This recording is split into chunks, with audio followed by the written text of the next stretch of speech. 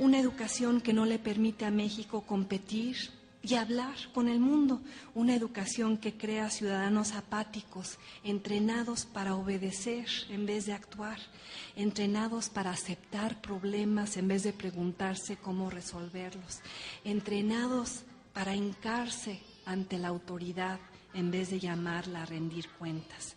Ahí están, y lo sé porque tengo hijos pequeños en el programa de la SEP.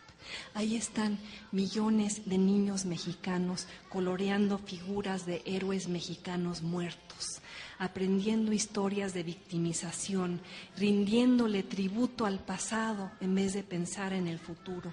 Una educación a base de mitos que buscó construir una identidad nacional y lo ha logrado. México, el país que produce empleados en vez de emprendedores.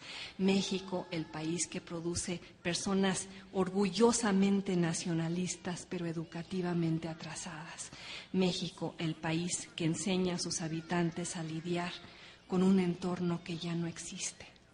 Y México solo prosperará y solo habrá ciudadanos en este país cuando su gente esté educada y muy bien educada.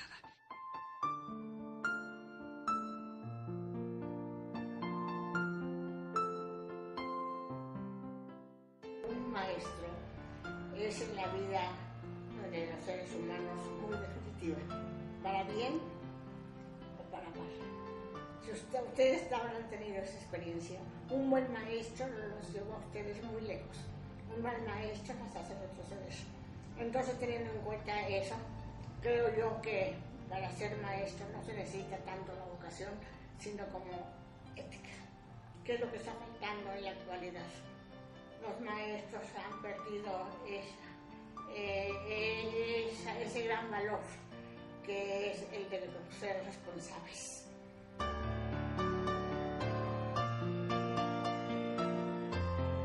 Fui una maestra, pues como eran las maestras de mediados del siglo pasado, ¿no? Con mucho, estábamos acostumbrados a que el magister dice que lo que decíamos era lo que tenía que hacerse. La educación que se tenía en México desde hace muchos años, que es la educación tradicional o lo que es una educación lineal, hace que un estudiante se siente y reciba absolutamente todo, ¿no? No es partícipe en lo más mínimo. Está muy penado, por ejemplo, criticar, juzgar, contradecir al maestro, ¿no? Eres únicamente oyente, de ahí te corresponde tomar apuntes, memorizar esos apuntes con puntos y comas, o como era por lo menos hasta donde a mí me tocó. No puedes tú al momento de dar una respuesta en el examen poner lo que tu cabeza pensó acerca de algo, sino exactamente esa definición aunque no la hayas comprendido.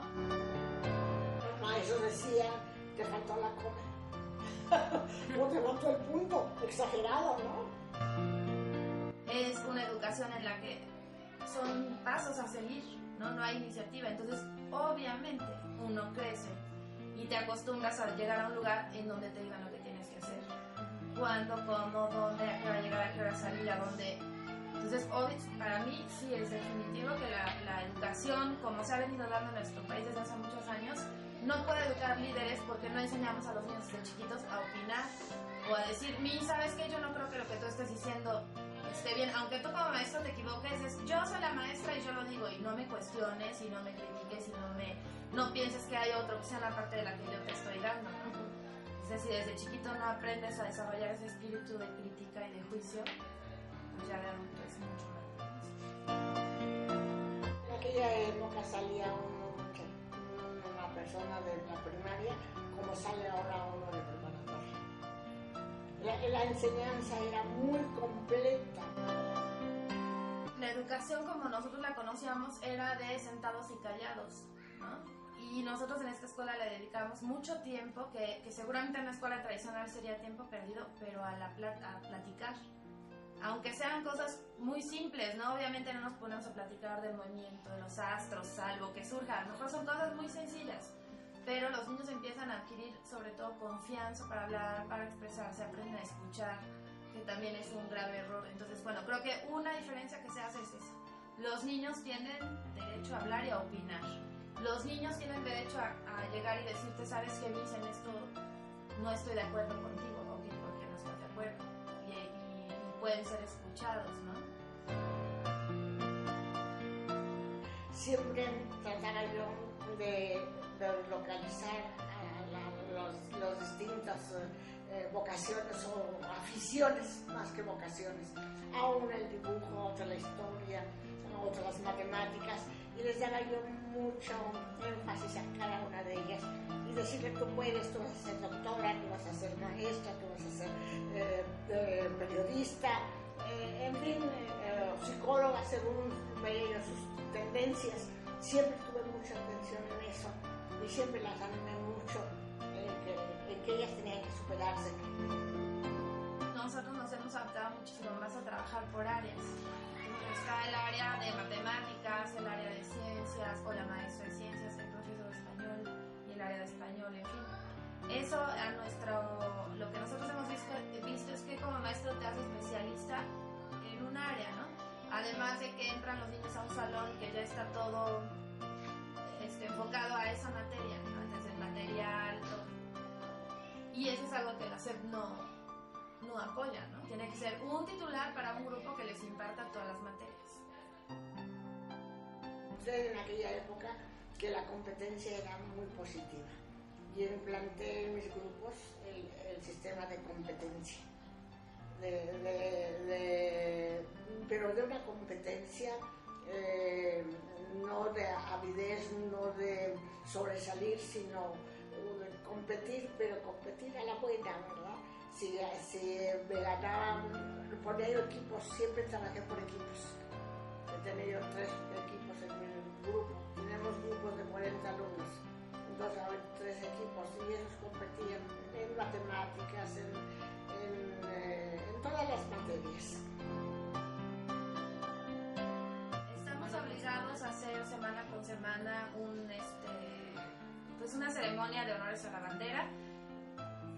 Y esa es una cuestión de las que también nosotros nos planteamos que sea algo productivo para que los niños entiendan, que los niños vivan. Yo me acuerdo en mi experiencia personal que era la ceremonia y era como algo tedioso, como que algo a lo que no le dedicabas, no le dabas el lugar que tenía, ¿no? Era como que hay a fuerza. Y uno de nuestros propósitos también es que esto sea diferente, ¿no? Entonces más bien platicamos. Los niños hacen un pensamiento y lo expresan en esa noche con sus compañeros, como que darle un enfoque diferente, pero se tiene que hacer con un formato, ¿no? Con la escolta, la bandera, el himno, como está marcado con parte de Es penoso decirlo, pero creo yo que al maestro actual le falta mucha cultura. Y me da mucha pena que la educación en nuestro país está muy por abajo de lo que debiera, ¿verdad?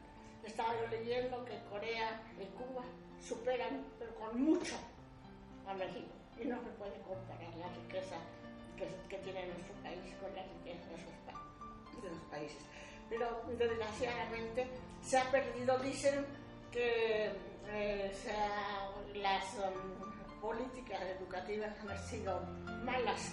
Probablemente sí, pero más que nada yo considero que ha fallado el factor humano, más que porque aun cuando no hayan sido muy benéficas las directrices, un buen maestro busca la manera de encauzar su enseñanza, de manera que lo que necesita el maestro es tener sentido de responsabilidad. Yo les digo que ética, y que no se tiene el valor de decirles eso a los maestros. A los maestros no se tiene el valor de decirles: los que están fallando son ustedes.